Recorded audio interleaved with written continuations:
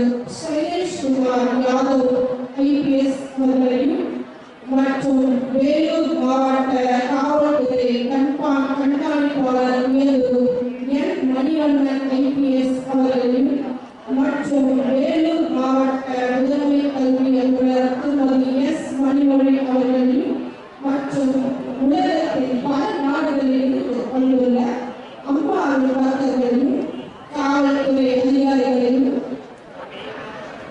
ஆசிரியர் பெருமக்களையும் பத்திரிகையாளர் நண்பர்களையும் மற்றும் மாணவ செல்வங்களையும் வருக வருக என ஸ்ரீ நாராயண சார்பில் அன்புடன் வரவேற்கிறோம்.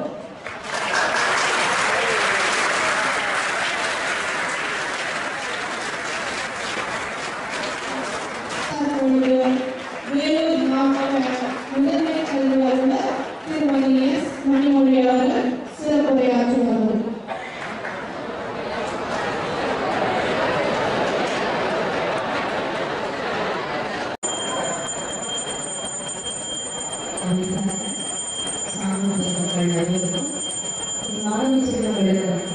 ஆசிரியர்களுக்கும் பல்வேறு தகவல்களுக்கு வருகை புரிந்த அன்பர்களுக்கும் பத்திரிகை உலக நண்பர்களுக்கும் அனைவருக்கும் புரிந்து கொண்டு ஞாபகம் வைத்து வாழ்த்துக்கள் நன்றி கூறி கிடைத்ததற்கு நன்றி.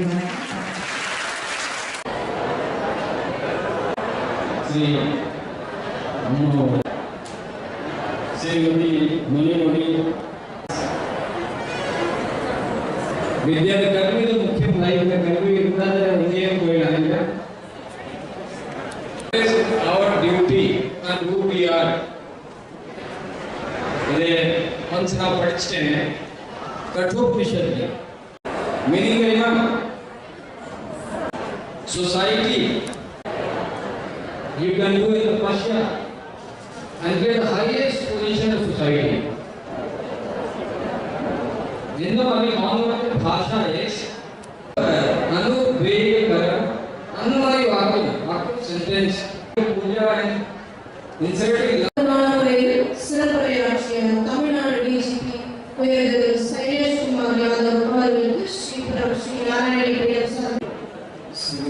सर्वात्मशांति सर्वी प्रयोगपते भूमि नारायणी नमोस्तु मेरे எல்லா குழந்தைகளுக்கும் மகாபாரதத்தை இந்த மகாபாரதத்திலே பஞ்சபாண்டவர்கள் அவங்களை பற்றி நம்ம எல்லாருக்கும் தெரிஞ்சிருக்கும். பஞ்சபாண்டவர்கள் அந்த பஞ்சபாண்டவர்களுக்கு நிறைய குரு இருந்தாங்க. அதில் சொல்லக்கூடிய வகையில ஒரு குரு யாரு பஞ்சபாண்டவர்களுக்கு குருவாக இருக்கு.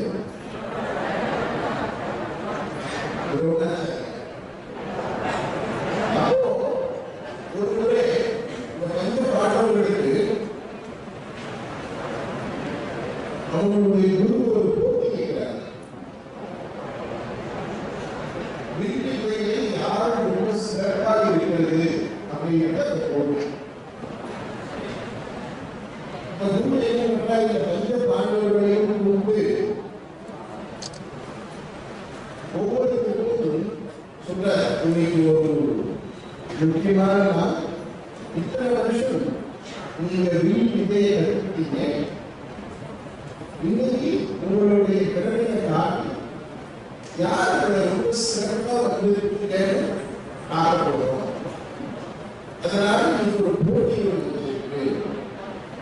அந்த போட்டி என்ன அப்படின்னா ஒரு மரத்திலேயே ஒரு கிளியினுடைய பொம்மை எங்கேயோ கிளியினுடைய ஒரு பொம்மை. அந்த பொம்மையினுடைய கண்ணை புள்ளி வச்சு அம்பால அதுதான் பொம்மை. என்ன பண்ற அந்த போட்டியை எல்லாரும் அறிவிச்சுட்டு பஞ்சபாண்டவர்களை பார்த்து எல்லாம் தயாராக அவங்க எல்லாரும் சொல்றாங்க நாங்கள் எல்லாரும் தயாராக இருக்கோம். அப்போ அந்த போட்டிக்கு தயாராகும் போது ஒரே நேரத்தில் 5 பேர் நடக்கக்கூடாது. ஒவ்வொருத்தரா அடிக்கல. அந்த கிளியினுடைய அந்த பொம்மையினுடைய கண்ணில் ஒவ்வொருத்தரா அடிக்கணும். அதுதான் கூப்பிடுறாரு. கூப்பிட்டு யுதிஷ்டிரர் அவரை கூப்பிடுறார். கூப்பிட்டு ஏதோ ஒரு கேள்வி கேட்கிறார். அந்த கேள்வி கேட்டுட்டு உடனே என்ன பண்றார், ஒரு சின்ன ஒரு அந்த காலத்துல இப்ப பேப்பர் இருக்கிற மாதிரி அப்ப பேப்பர் இருக்காது, ஒரு இலை உள்ளது. அந்த இலையில ஏதோ எழுதி அவர்கிட்ட கொடுத்துட்டு நீ அடிக்கிறார். அவர் அடிக்கிறார், சரியா அடிக்கல. உடனே என்ன பண்றாரு, நான் என்ன எழுதி கொடுத்தா அது இலையை பார்க்காதே விஷயம் அவரும் பதிலாக வச்சிருக்கிறார். அதுக்கு அடுத்து பீமன் வரார். பீமன் சொல்றார், அவரை எதுவும் எழுதி கேட்கிறார். அப்ப பீமனும் ஏதோ பதில் சொல்றார். பீமனும் அதே இலையில ஒரு சின்ன வழியில் எழுதி கொடுத்து அடிக்கிறார். பீமனும் அடிக்கல, சரியா அடிக்கல. இப்படி எல்லாரும் கடைசியா அர்ஜுனன் கூப்பிடுறார். அர்ஜுனன் ஒரு கேள்வி கேட்கிறார். அர்ஜுனன் ஏதோ பதில் சொல்றார். உடனே அவருக்கு என்ன பண்றாரு, இலையில உச்சிக்கு ஒரு மாதிரி எழுதி இப்ப அடிக்கிறார். அர்ஜுனன் சரியா முடி பார்த்து அந்த கிளி பொம்மையினுடைய கண்ணுல அந்த அம்மா சரியா அடிச்ச உடனே இந்த போட்டியில அவர் தான் வந்து சிறந்தவரா வரிசையாக இதெல்லாம் முடிஞ்ச உடனே அந்த 5 பேர் அந்த குரு கிட்ட வராது. ரொம்ப சந்தோஷம். இல்லை அண்ணா வந்து உங்களை ஜெயிக்கிட்டார், அர்ஜுனன் வந்து பரிசு வாங்கிட்டு எல்லாம் சந்தோஷம். ஆனா இந்த போட்டிக்கு முன்னாடி நீங்க ஒவ்வொருத்தையும் கேள்வி கேட்டு பதில எழுதுங்களே அப்படின்ட்டு அந்த ஒரு பதில் எழுதுற பதில் நாங்கள் திறந்து பார்க்கலாமா அப்படின்னு கேட்கிறாங்க 5 பேரும். உடனே சொல்ற திறந்து பாருங்க. அப்ப திறந்து பார்க்கும் பொழுது அர்ஜுனனை தவிர எல்லாருக்கும் கொடுத்த இடையில என்ன எழுதிட்டார் அவருடைய குரு, என்ன எழுதிட்டார், நீ ஜெயிக்க மாட்டாய் அப்படின்னு எழுதிட்டார். என்ன எழுதிட்டார், நீ ஜெயிக்க மாட்டாய்.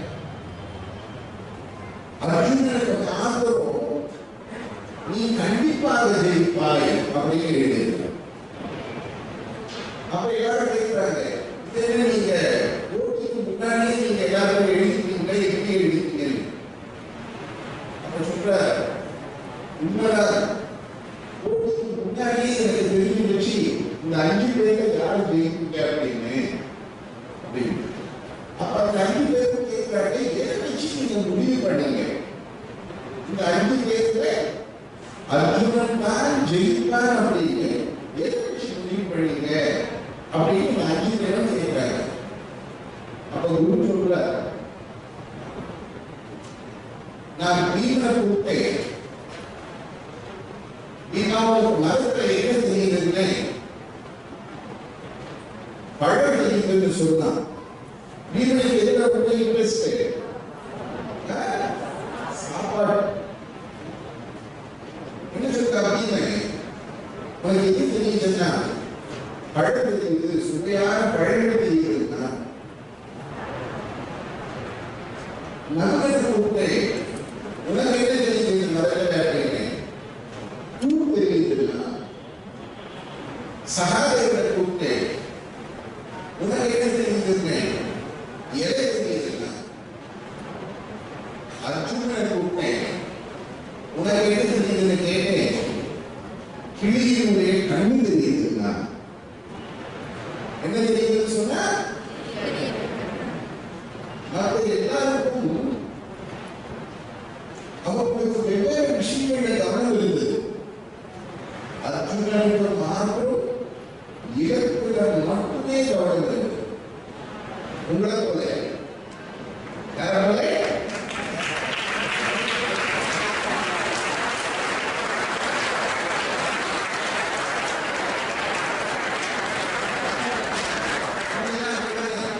என்ன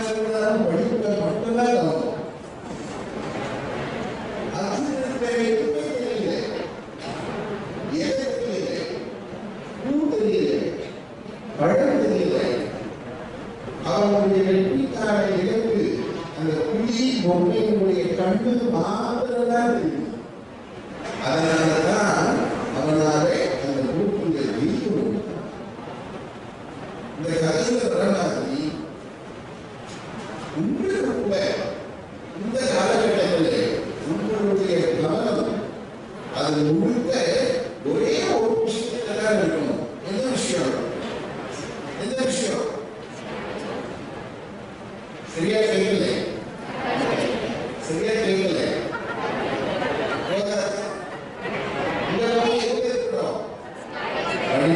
படிப்புல மாத்திரம் கவனம் இருந்தால் நீங்க கண்டிப்பா வெற்றி அடைவீங்க. படிப்பு மாத்திரம்தான் ஒரு மனுஷனுடைய வாழ்க்கையை வெற்றியை தரும். அதனால் இந்த படிப்புன்றது உங்களுடைய நல்ல வாழ்க்கைக்கான அஸ்பார். ஒருவருக்கு நல்ல படிப்பு என்றால் நல்ல எதிர்காலமும் நல்ல வாழ்க்கையும் அமையும்.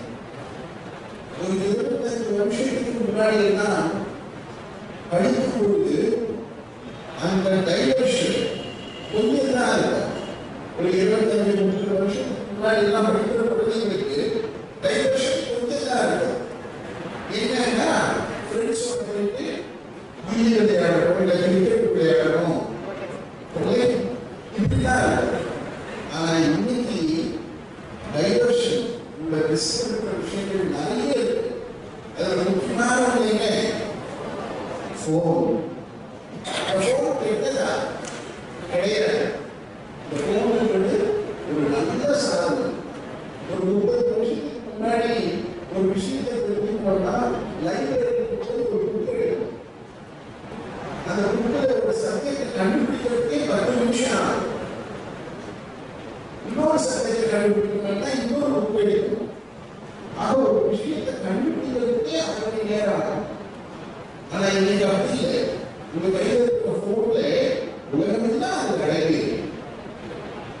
உலகத்தில் எல்லா நல்ல விஷயங்களும் அதுல இருக்கு. ஒரு நல்ல விஷயத்தை உங்களுடைய படிப்பு சம்பந்தமான விஷயத்தை நீங்க கற்றுக்கணும்னா ஒரு நிமிஷத்துல உங்க போன் வரும்.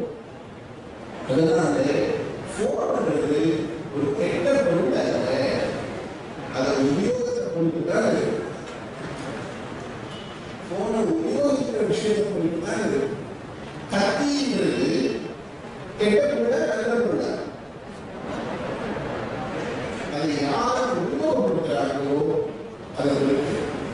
ஒரு டாக்டர் கையில கத்தி இருந்தா என்னவாகும்? ஆபரேஷன் பண்ணி அதை உயிரை காப்பாற்றுவாங்க. ஒரு பிள்ளை கையில கத்தி இருந்தா உயிரை எடுத்து நிறைய எடுத்து. அதை கத்திங்கிறது ஒரு பொருள். அது கெட்டது நல்லது. அதை யார் எப்படி பயன்படுத்துறாங்களோ அதுபோல இந்த போன் போல போன் கத்தினாங்க போன் இருக்கோம். நல்ல சத்தமா சொல்லுங்க. போன் இது போல கத்தி போல அதுல நல்லது இருக்கு, கெட்டது இருக்கு. நீங்க நல்ல விஷயங்களை உபயோகப்படுத்தினா அதை மாதிரி உங்களுக்கு ஒரு பெஸ்ட் ஃப்ரெண்ட் யாருமே கிடையாது. நீங்க தப்பான விஷயத்தை உபயோகப்படுத்தினா அதை மாதிரி உங்களுக்கு எளிமையும் யாரும் கிடையாது. ஆக உங்களுக்கு கிடைச்சிருக்கிற இந்த ஆப்பர்ச்சுனிட்டிஸ், இன்னைக்கு இருக்கக்கூடிய டெக்னாலஜி டெவலப்மெண்ட், இதனால உங்களுடைய அறிவை வளர்க்கிறதுக்கு நிறைய சந்தர்ப்பங்கள். அதே நேரத்தில் வேஸ்ட் ஆகிறதுக்கும் நிறைய விஷயங்கள். இருக்கிற பெரும்பாலானவர்கள் மாணவர்கள் மாத்திரம் இல்லை, எல்லாருமே வீட்டில் இருக்கிறவங்க அம்மா வாழ்க்கை கூட போனை வச்சுக்கிட்டு அந்த யூடியூப்லையும் அப்புறம் என்ன சொல்லுங்க இன்ஸ்டா ரீல்ஸ் இதெல்லாம் பார்த்துட்டே இருப்பாங்க. நீங்க இன்ஸ்டாகிராம் பார்த்துட்டே இருக்கீங்கன்னா நீங்க காலம் முழுக்க அடுத்தவங்களுடைய இன்ஸ்டாகிராமையும் பார்த்துட்டு இருக்கணும். நீங்க நல்லா படிச்சீங்கன்னா நல்ல நிலைக்கு வந்தீங்கன்னா உங்களோட விஷயங்களை உங்க இன்ஸ்டாகிராம்ல ஃபாலோ பண்ணுவாங்க.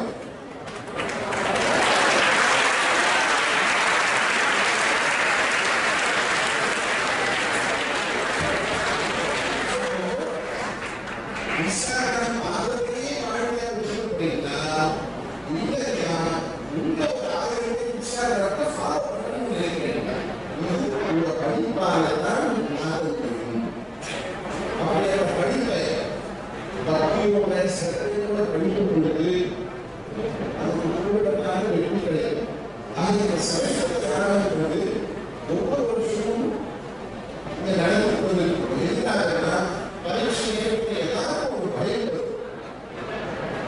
அந்த பயத்தில் ஒரு சில நேரத்தில் மறந்து போயிட்டு அப்படி பயப்படக்கூடாது, மறக்கக்கூடாதுன்றதுக்காக ஞானத்துக்கு அதிபதியான மகா சரஸ்வதியினுடைய அந்த சக்தியை இங்கே யாராக உருவாகி அந்த சக்தியை வெறும் ஒவ்வொரு பெண்ணையும் அம்மாவுடைய அருமையும் சக்தியையும் நிகழ்ச்சி கொடுத்ததுதான் அந்த பெண். அது வெறும் சாதாரணமான பெண்ணே இல்லை. அந்த பெண்ணுக்குள்ள அம்மாவுடைய நூறுக்கணக்கான சக்தியில் இருந்தது. அந்த பெண்ணுடைய கையில் வச்சுக்கொண்டு அந்த பெண்ணுடைய அந்த பாசத்துக்கு எதிர்த்து இன்னும் தைரியத்தை கலந்துக்கிறது. அதனால கிடைக்கக்கூடிய சந்தர்ப்பத்தை நீங்க எல்லாரும் நல்ல முறையில் பயன்படுத்தி நல்ல பயிற்சி நல்ல எதிர்காலத்தோட இந்த சமுதாயத்தில் நல்ல நிலையை நீங்க அடக்கி நிறைய பேருக்கு நல்லது செஞ்சு அதன் மூலமா நீங்களும் மற்றவர்களும் உலகத்தில் இருக்கிற எல்லாரும் சந்தோஷமா இருக்கு.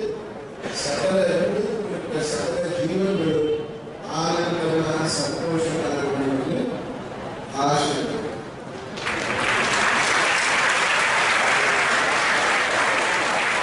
எல்லாருக்கும் தெரியும் துர்கா, லட்சுமி, சரஸ்வதி அம்மாவுக்கு 3 படிக்கும்.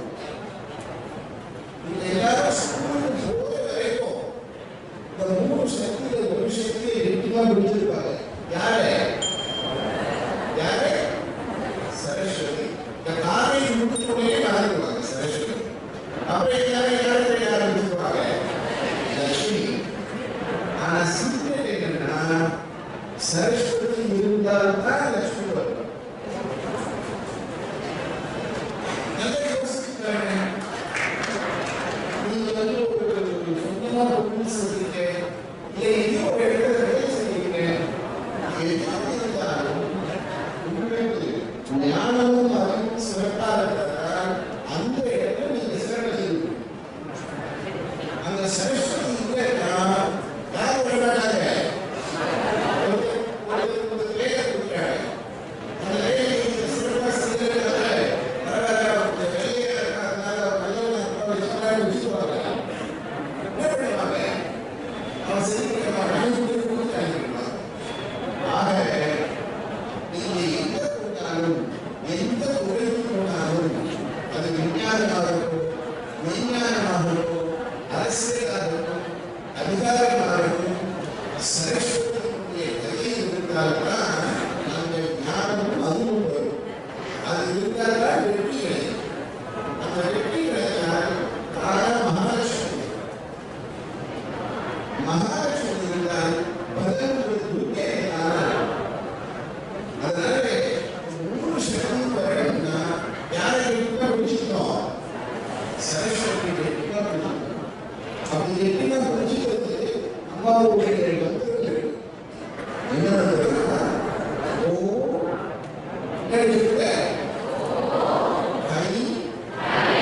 சரஸ்வதி தாயே சரணம்.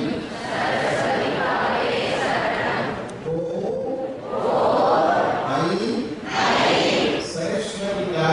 சரணம்.